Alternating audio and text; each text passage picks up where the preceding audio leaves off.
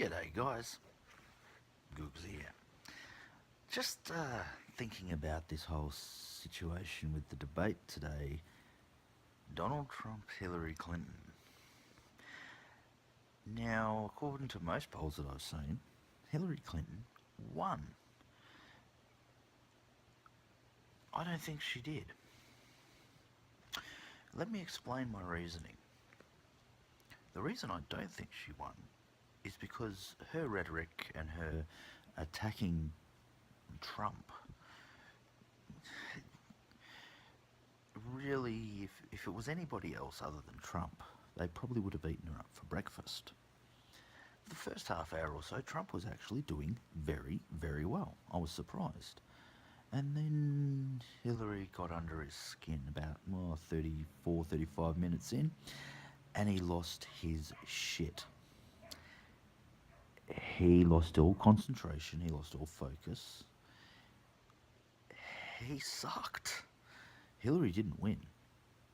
Trump lost. And I'm looking at Trump and he's going into word salad and he's making no sense whatsoever. For example, on the email points, and he's trying to make a point here about Hillary, trying to blame Russia. And he's like, Russia? Well, it could have been China or a 400-pound man. And okay, that started okay, and then all of a sudden he goes batshit insane and turns it into, but we all know that you caused Bernie Sanders to lose. Well, what the fuck? You see, this is the problem with Donald Trump, is he can't make a point at all and stick to it. Once he's been given a little bit of a kick up the arse, he was far too conciliatory, which is very un-Trump-like. He almost came off like a whingy little bitch. And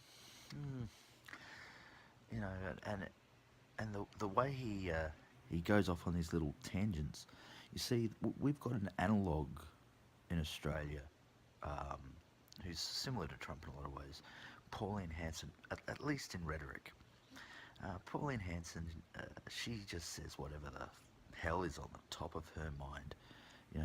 We should ban the burqa, we should, stop all Muslim immigration, we should stop this, we should not do that, and it's not thought through.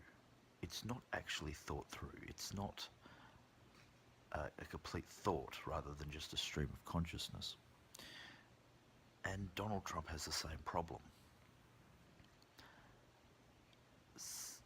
I mean, could you imagine, for example, Donald Trump at a press conference as the President of the United States of America, and he's just been informed that North Korea has started doing nuclear testing in the Japanese Sea, and the first thing that comes into his mind is something along the lines of, well, if they keep going, we're going to get them.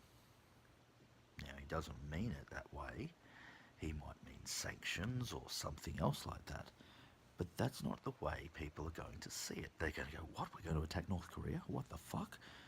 China gets up in arms, North Korea gets up in arms, the whole world just goes, oh shit. America can't afford that. In fact, any nation couldn't afford that. So he would be a terrible, terrible president, in my opinion. He's the village idiot. He has streams of consciousness, not complete thoughts.